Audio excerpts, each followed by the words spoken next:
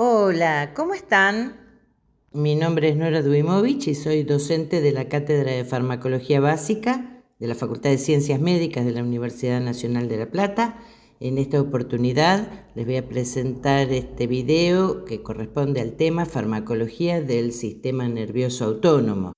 Es un tema largo y el video va a estar organizado de la siguiente manera. Vamos a plantear una serie de preguntas, en este caso fueron 12 preguntas, que van pasando por los distintos temas desde anatomía, histología, fisiología, bioquímica, que ustedes ya conocen de asignaturas que cursaron en años anteriores, para desembarcar finalmente en la fisiopatología y por último la farmacología. En la descripción del video te voy a indicar el momento exacto en el que se responde cada una de las preguntas. Tal vez haya muchas cuya respuesta ya conoces, entonces podés dirigirte específicamente a esa o ver todo el video, vos decidís. El objetivo no va a ser que memorices fármacos. La idea es que vos aprendas a pensar farmacológicamente, por eso esta relación entre la estructura, la función, la enfermedad y por último el tratamiento. Bueno, vamos a trabajar.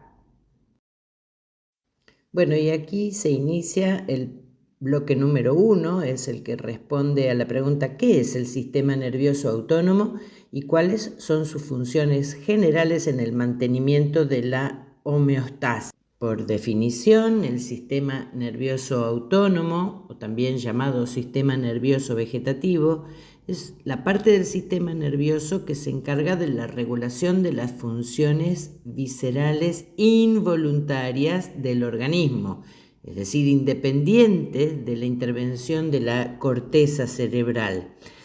Dicho de otra manera, es el que se encarga de controlar el funcionamiento de las glándulas y del músculo liso de todos los órganos internos, es decir, de las vísceras, que se hace de manera inconsciente.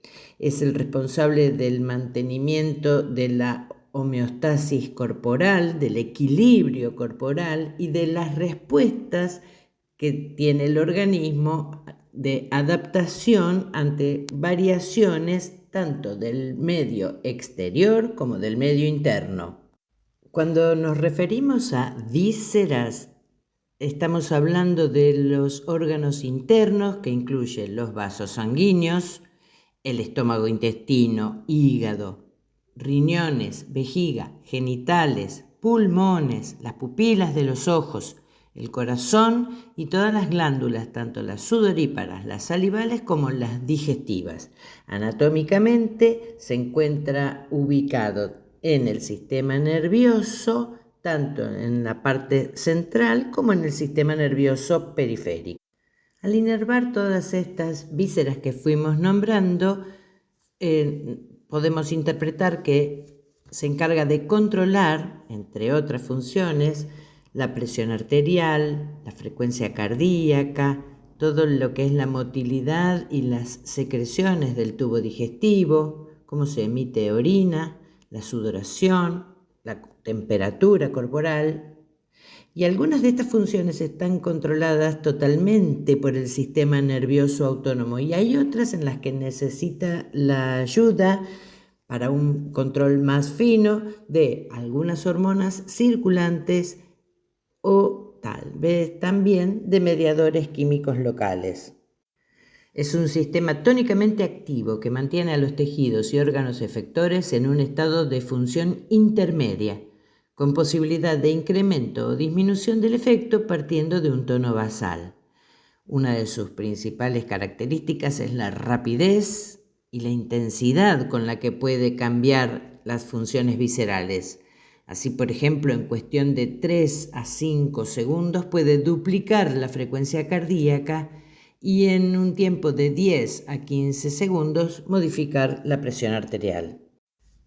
Bueno, y aquí damos comienzo al bloque número 2, que es el que responde a la pregunta ¿cómo se organiza anatómica y funcionalmente el sistema nervioso autónomo dentro del sistema nervioso central y periférico.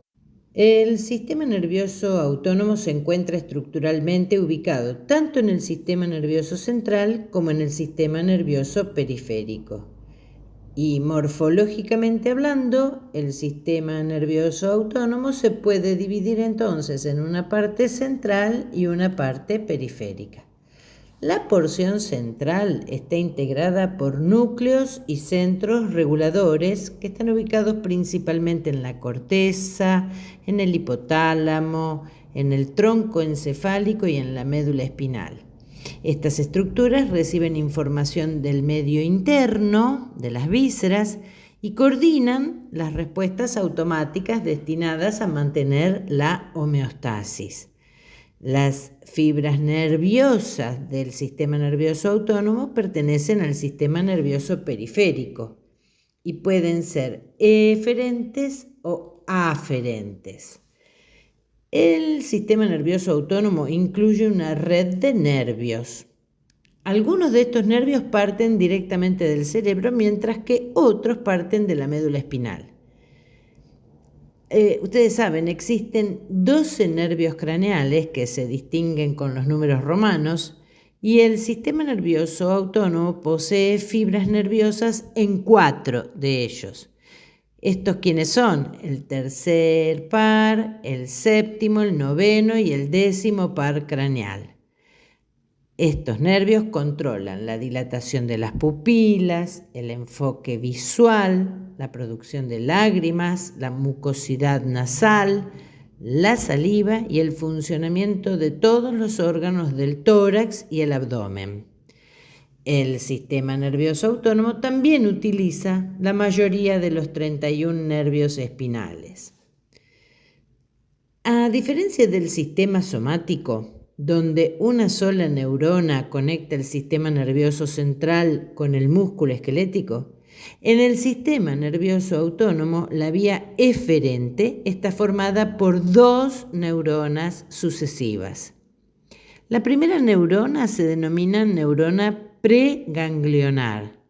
Su cuerpo neuronal se encuentra dentro del sistema nervioso central. Y el axón de esta neurona sale del sistema nervioso central y hace sinapsis en una estructura periférica llamada ganglio autónomo. En ese ganglio autónomo se encuentra la segunda neurona, la llamada neurona postganglionar. Y el axón de esta neurona postganglionar finalmente llega al órgano efector, que puede ser el músculo liso, el músculo cardíaco o las glándulas. Así entonces repasamos que las vías autónomas constan de 2 neuronas que hacen sinapsis en un ganglio autónomo. El cuerpo de la primera neurona está en el sistema nervioso central. Su axón es el encargado de hacer la sinapsis con el cuerpo de la segunda neurona, que se llama postganglionar, y esta es la que lleva el impulso nervioso hacia el tejido efector. ¿De qué está hecho ese ganglio autónomo y dónde está? Ese ganglio autónomo está constituido por los cuerpos neuronales de las segundas neuronas, de las neuronas postganglionares. Es un ganglio autonómico de tejido nervioso. Está ubicado a los lados de la columna vertebral y, por favor, no confundirlo con los ganglios linfáticos que pertenecen al sistema hematopoyético. Bien, y aquí da comienzo el bloque número 3, es el que responde a la pregunta o las preguntas: ¿cuáles son las divisiones funcionales del sistema nervioso autónomo? Entramos en la fisiología. ¿Y qué características generales diferencian al sistema nervioso simpático, parasimpático y entérico? De acuerdo a las funciones que cumplen, el sistema nervioso autónomo puede estar dividido, para su mejor estudio y comprensión, en 3: el sistema nervioso simpático, el sistema nervioso parasimpático y el sistema nervioso entérico. Vamos a empezar con el sistema nervioso simpático, para cómo funciona. Es el que prepara el organismo para las situaciones estresantes o de emergencia, es decir, para la lucha o la huida. Así, este sistema nervioso simpático se encarga de aumentar la frecuencia cardíaca y la fuerza de las contracciones del músculo cardíaco, dilata las vías respiratorias para facilitar la respiración, el ingreso de oxígeno, hace que el organismo libere energía que tiene almacenada en los depósitos, todo para aumentar la fuerza muscular, y también produce sudor en las palmas de las manos, dilatación de las pupilas y erección del vello. Hace, por otro lado, más lentos los procesos corporales menos importantes en estas situaciones de emergencias, como la digestión y la micción. Los nervios simpáticos tienen origen en la médula espinal, entre los segmentos torácico 1 y lumbar 2. Desde aquí se dirigen a esa cadena simpática paravertebral, donde están los ganglios, y finalmente a los tejidos y a los órganos periféricos. Cuando las fibras entran en esa cadena simpática ganglionar, pueden seguir 3 caminos. Pueden hacer sinapsis con las neuronas postganglionares del ganglio simpático de ese mismo nivel de la cadena simpática, o pueden dirigirse hacia arriba o hacia abajo y hacer sinapsis a otros niveles de la cadena, o por último también pueden recorrer distancias variables dentro de la cadena y abandonarla sin hacer sinapsis. Se dirigen a los ganglios simpáticos colaterales, como el ganglio celíaco, el ganglio mesentérico superior y el mesentérico inferior. Desde los ganglios simpáticos paravertebrales, las fibras simpáticas viajan junto a cada nervio espinal y se dirigen hacia las glándulas sudoríparas, a los músculos piloerectores y los vasos sanguíneos de la piel y de los músculos. Atención, en el caso de las glándulas suprarrenales, las fibras preganglionares no hacen sinapsis en ninguna estructura ganglionar. Van directamente a hacer sinapsis en las células cromafínicas, que se pueden considerar como la neurona postganglionar por su origen embriológico. Cada neurona preganglionar simpática puede hacer sinapsis con 20 o 30 neuronas postganglionares que se distribuyen por distintos órganos. Esto explica la respuesta difusa y masiva de la estimulación simpática en todo el organismo, respuesta que a su vez es potenciada por la liberación de adrenalina desde la médula adrenal. Con respecto al sistema nervioso parasimpático, es el encargado de controlar los procesos corporales durante situaciones ordinarias. Habitualmente el sistema parasimpático se dedica a conservar y restaurar, así que retarda la frecuencia cardíaca, disminuye la presión arterial, estimula el tubo digestivo para procesar los alimentos y eliminar los residuos. La energía procedente de la transformación de los alimentos se utiliza para restaurar y formar tejidos. Las fibras nerviosas parasimpáticas tienen su origen en el tronco encefálico, en los núcleos de los pares craneales tercero, séptimo, noveno y décimo, y también en la médula sacra. Las fibras parasimpáticas del tercer par craneal van a los esfínteres pupilares y a los músculos ciliares del ojo. Las fibras que corren junto al séptimo par inervan a las glándulas lagrimales, submaxilares y de la mucosa nasal. Y las del noveno par van hasta la parótida. Pero aproximadamente el 75% de las fibras parasimpáticas viajan en el nervio vago, es decir, el décimo par, hacia las regiones torácica y abdominal. El vago entonces proporciona fibras parasimpáticas al corazón, los pulmones, el esófago, el estómago, el intestino delgado, la mitad proximal del colon, el hígado, la vesícula biliar, el páncreas y la parte alta de los uréteres. Recién en la pared de estos órganos se localiza la segunda neurona, la neurona postganglionar.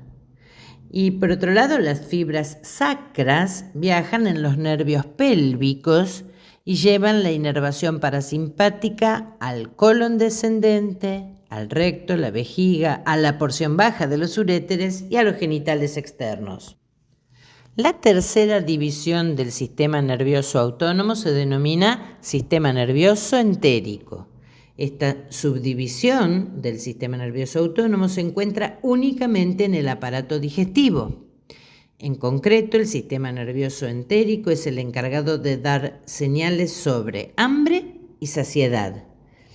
Tiene una red de más de 100 millones de neuronas, una milésima parte de lo que tiene el encéfalo, y están repartidas a lo largo de los 10 o 12 metros que tiene todo el intestino. Esta red es tan compleja que al parecer tiene su propia capacidad para recordar, aprender y actuar de forma independiente al encéfalo, por eso se lo llama en muchas oportunidades el segundo cerebro. Las neuronas del sistema nervioso entérico están localizadas en la pared del tracto gastrointestinal, desde el esófago hasta el ano, y constituyen los plexos. Son los plexos mientérico o plexo de Auerbach y el plexo submucoso o plexo de Meissner. El plexo mientérico regula la actividad muscular. Recuerden que mio quiere decir músculo y entero quiere decir intestino. Así que este plexo se encarga de la actividad muscular, del peristaltismo, de regular el peristaltismo, mientras que el plexo submucoso está involucrado en las funciones mucosas, es decir, en todas las secreciones digestivas. Estos plexos constituyen una red compleja de unos microcircuitos conducidos por más neurotransmisores y neuromoduladores que los que pueden encontrarse en cualquier otra parte del sistema nervioso periférico, lo que le permite funcionar con independencia del sistema nervioso central. Las neuronas sensitivas del sistema nervioso entérico pueden actuar como mecanorreceptores y se activan por procesos que deforman la pared intestinal, es decir, que la tensionan, o por los cambios químicos en el contenido de la dieta.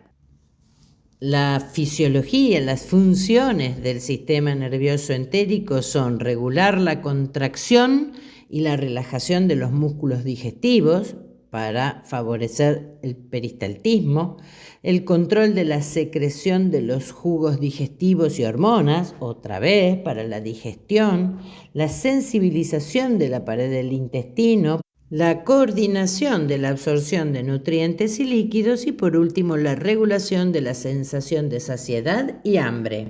Bueno, y llegamos al bloque número 4, que es el que responde a la pregunta ¿qué neurotransmisores actúan en el sistema nervioso autónomo? Los neurotransmisores del sistema nervioso simpático y parasimpático son fundamentalmente la noradrenalina y la acetilcolina, respectivamente. Las fibras secretoras de noradrenalina se denominan adrenérgicas y las que secretan acetilcolina se denominan colinérgicas. En el plexo mientérico del sistema nervioso entérico se han identificado numerosos neurotransmisores. La acetilcolina es uno de los más importantes. Las células enterocromafines gastrointestinales contienen el 95% de la serotonina presente en todo el cuerpo. También encontramos otros neurotransmisores como la sustancia P, la noradrenalina, el péptido intestinal vasoactivo, la adenosina y el óxido nítrico, entre otros. Bueno, y ahora vamos a hablar de los neurotransmisores en las neuronas preganglionares y en las posganglionares. Vamos a tratar de fijar este concepto. Todas las neuronas preganglionares, tanto las del sistema nervioso simpático como las del parasimpático, son todas colinérgicas. Eso todo para las preganglionares. Ahora vamos a hablar de las posganglionares. Los neurotransmisores secretados por la neurona posganglionar en el órgano efector interaccionan con los receptores en dichos órganos y son los que provocan la respuesta biológica. Ahora, estas neuronas posganglionares, las que corresponden al sistema nervioso simpático, son adrenérgicas y secretan noradrenalina. Hay una única excepción, que son las fibras del sistema nervioso simpático que van a las glándulas sudoríparas, que pertenecen al simpático posganglionar, pero secretan acetilcolina.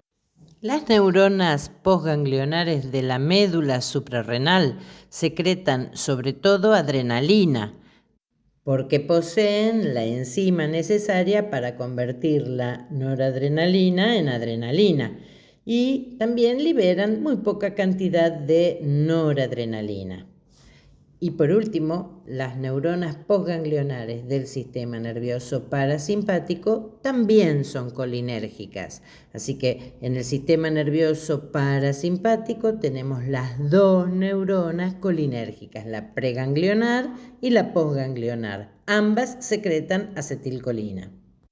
Vamos a hablar ahora de otro neurotransmisor que es la dopamina. La dopamina también se considera un neurotransmisor adrenérgico, ya que es un precursor en la síntesis de noradrenalina y adrenalina, como ya hemos visto, aunque actúa sobre receptores diferentes, receptores dopaminérgicos.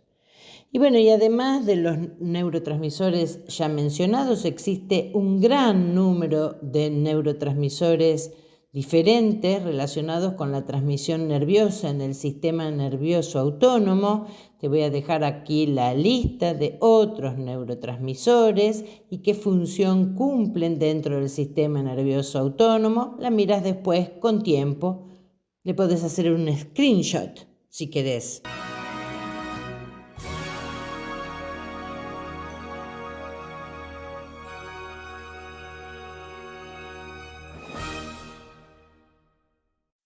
Bueno, y seguimos avanzando y llegamos al bloque número 5, que es el que intenta responder a la pregunta: ¿cómo se sintetizan y liberan los neurotransmisores del sistema nervioso autónomo?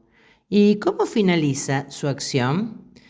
Bueno, vamos a hablar de generalidades de la liberación de los neurotransmisores, que yo creo que ya lo sabés, lo aprendiste en otras asignaturas de la carrera antes, pero bueno, las vamos a repasar. Lo primero que tenemos que decir es que la liberación de los neurotransmisores en la hendidura sináptica se produce a partir de las vesículas intracelulares y que ocurre por exocitosis. El mecanismo por el que se libera se llama exocitosis. Existe un ciclo de esas vesículas sinápticas. Las vesículas que contienen el neurotransmisor son fabricadas, almacenadas cerca de la membrana y sufren exocitosis para vaciar el neurotransmisor en la hendidura. El control del movimiento de las vesículas es muy preciso y en él intervienen proteínas de la misma vesícula y de la membrana. La exocitosis ocurre cuando la membrana sináptica sufre una despolarización con apertura de canales de calcio y entrada de este ion calcio en la terminación presináptica. Ese calcio que entró actúa sobre las vesículas del neurotransmisor y provoca la fusión de estas con la membrana, abriéndose al exterior y vaciando el contenido del neurotransmisor en la hendidura. Vamos a iniciar con la síntesis, liberación y finalización de la acción de la acetilcolina. Es el neurotransmisor más fácil porque la síntesis de acetilcolina tiene lugar en la terminal presináptica mediante la acetilación de la colina con acetilcoenzima A. Esa reacción está catalizada por la enzima acetilcolintransferasa.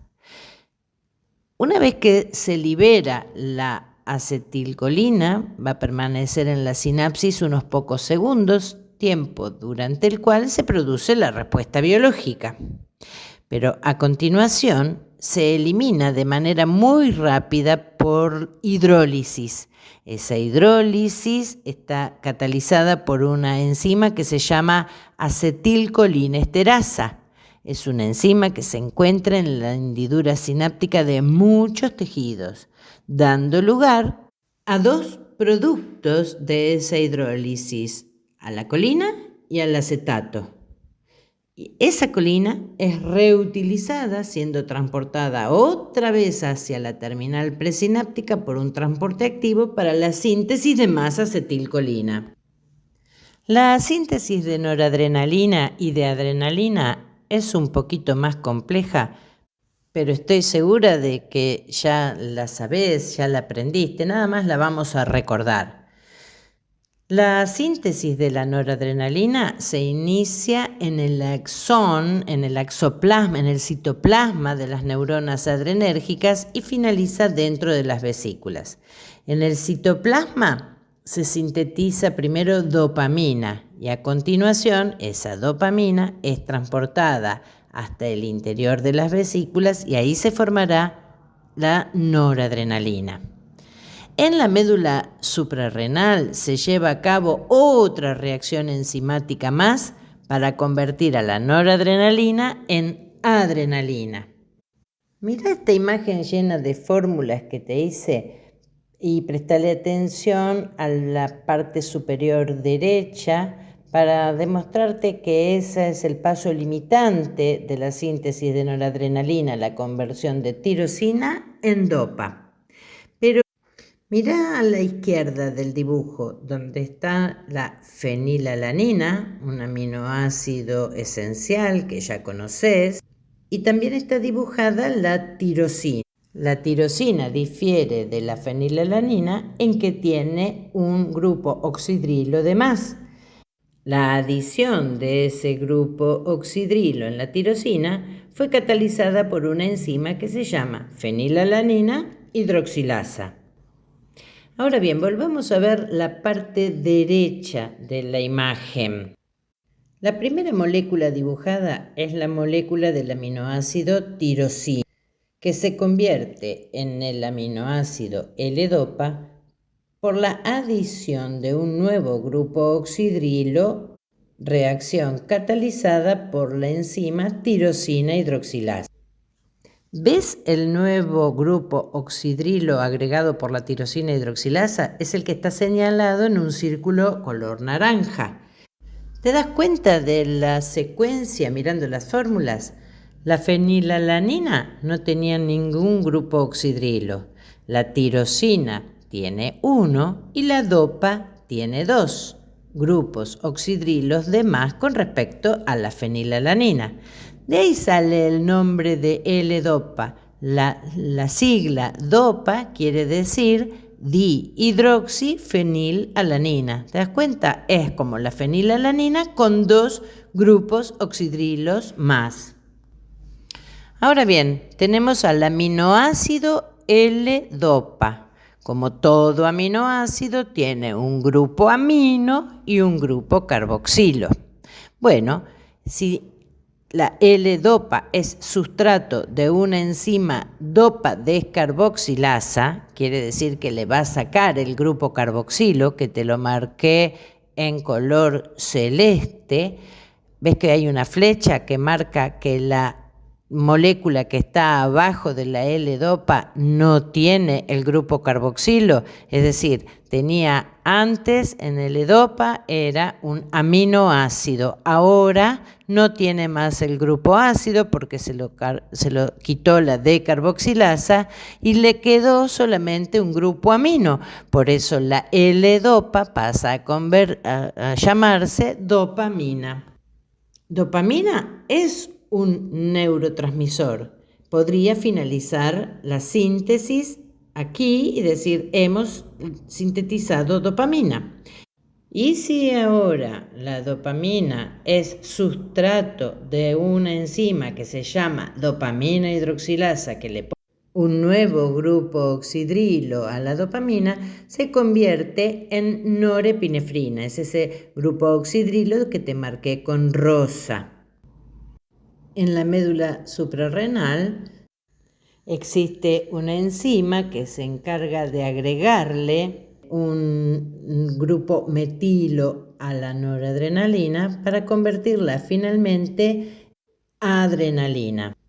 Quiero destacar que adrenalina y epinefrina son sinónimos, como noradrenalina y norepinefrina también son sinónimos entre sí.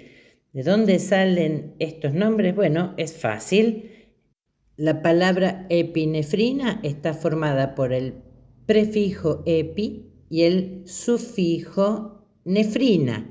Son los dos pedacitos de la palabra. Epi, ya sabés qué quiere decir arriba, y nefrina viene de nefro, que es el riñón, así que es correspondiente a la suprarrenal, por estar arriba del riñón. Por otro lado, la palabra adrenalina también tiene el prefijo ad, que es cercano, y renalina, que se refiere a riñón. Así que decir adrenalina y epinefrina es lo mismo y estamos hablando de moléculas que se sintetizan encima del riñón en la médula suprarrenal. Bueno, y ahora vamos a hablar de la eliminación tanto de la noradrenalina como de la adrenalina. Una vez que fueron secretadas a la sinapsis, la eliminación de la noradrenalina ocurre de alguna de estas formas. Casi toda la noradrenalina, entre la mitad y el 80% de la noradrenalina, es recuperada hacia el interior de las terminaciones adrenérgicas de las que acaban de salir, de las presinápticas, por un transporte activo, y son recaptadas para ser reutilizadas en la síntesis de nueva noradrenalina. Este proceso de recaptación se realiza por proteínas específicas de la membrana presináptica. Pero también hay noradrenalina que difunde hacia los fluidos corporales vecinos y de ahí a la sangre. Ahí sufre metabolización hepática y renal, y esta es la vía principal de eliminación de las catecolaminas administradas en forma exógena. Una pequeña cantidad de la noradrenalina es metabolizada por una enzima, la MAO, en las terminales nerviosas, o por otra enzima que se llama COMT, presente en los tejidos. Y por último, menos de un 5% de la noradrenalina se elimina en forma inalterada por la orina. Vamos a dar ahora respuesta a la siguiente pregunta. ¿Sobre qué receptores actúan los neurotransmisores del sistema nervioso autónomo? Los receptores adrenérgicos se dividen en receptores alfa y receptores beta. Acordate que también pueden considerarse receptores adrenérgicos a los receptores para el neurotransmisor dopamina.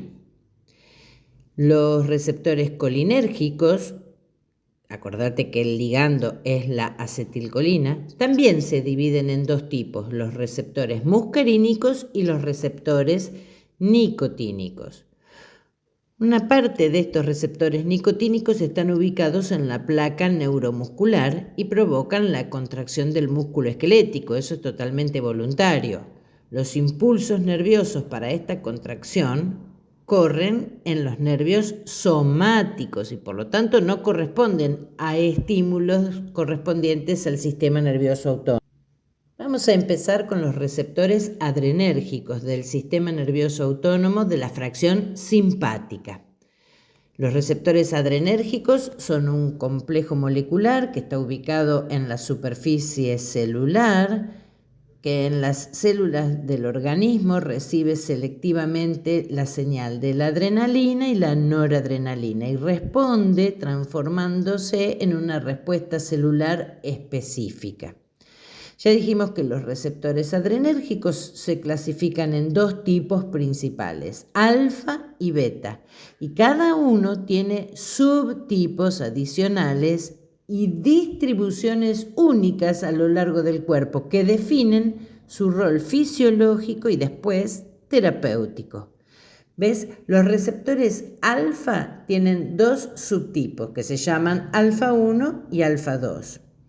¿Dónde están estos receptores? Bueno, los receptores alfa 1 se localizan en el músculo liso de los vasos sanguíneos y en el iris del ojo, mientras que los receptores alfa 2 se localizan en las neuronas presinápticas e inhiben la liberación de noradrenalina. Los receptores beta tienen tres subtipos, los beta 1, los beta 2 y los receptores beta 3. Los beta 1, ¿dónde están? Se encuentran en el corazón y en el riñón. Y los receptores beta 2 se encuentran en el músculo liso pulmonar, uterino, de las vísceras y de los vasos sanguíneos. También en el músculo esquelético. Y los receptores beta 3 son los que predominan en el tejido adiposo. El hígado es un órgano que tiene receptores tanto alfa 1 como beta 2. Bueno, y no nos olvidemos que dentro de los receptores adrenérgicos del sistema nervioso autónomo simpático tenemos que incorporar a los receptores de dopamina. Los receptores de dopamina se pueden subdividir en 5 tipos, se enumeran con los números 1, 2, 3, 4 y 5. Cada subtipo de receptor tiene una función diferente y se encuentran en ubicaciones distintas. Unos receptores de dopamina se expresan en el sistema nervioso central, donde específicamente en el hipocampo y en la zona subventricular.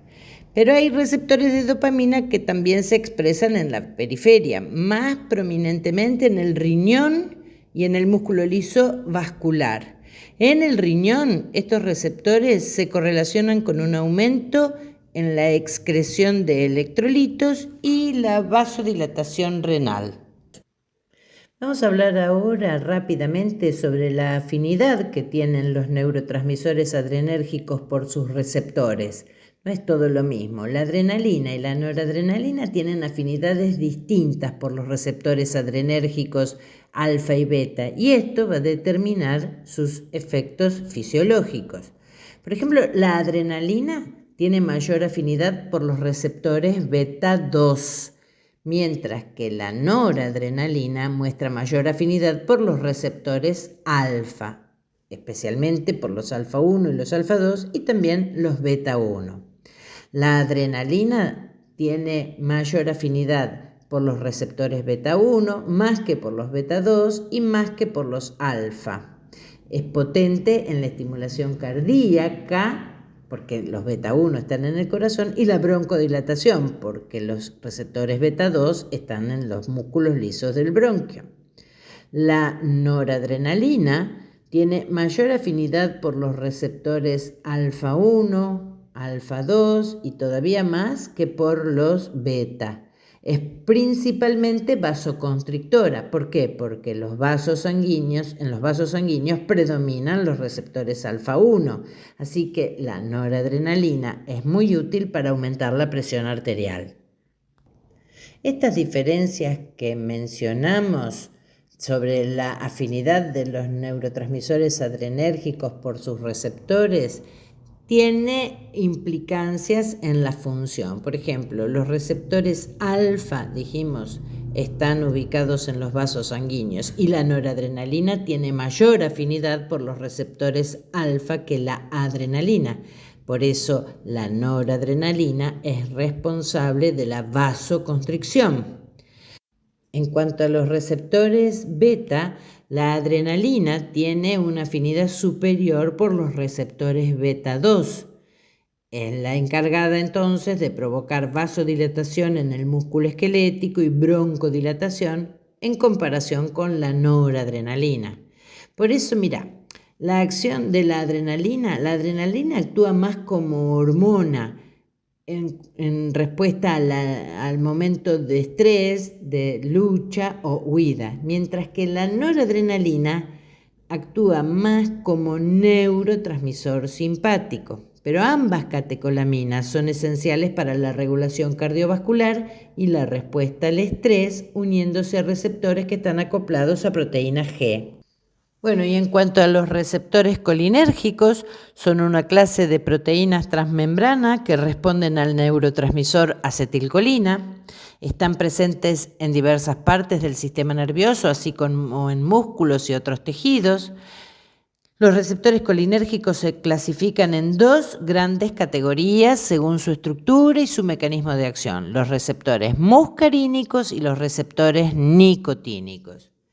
Los receptores muscarínicos son metabotrópicos. Ya lo aprendiste esto en los trabajos prácticos de farmacodinamia. Se han identificado 5 subtipos de receptores muscarínicos que se denominan del M1 al M5. Estos subtipos están distribuidos en el cerebro, en el corazón, en los músculos lisos y glándulas exócrinas, entre otros tejidos.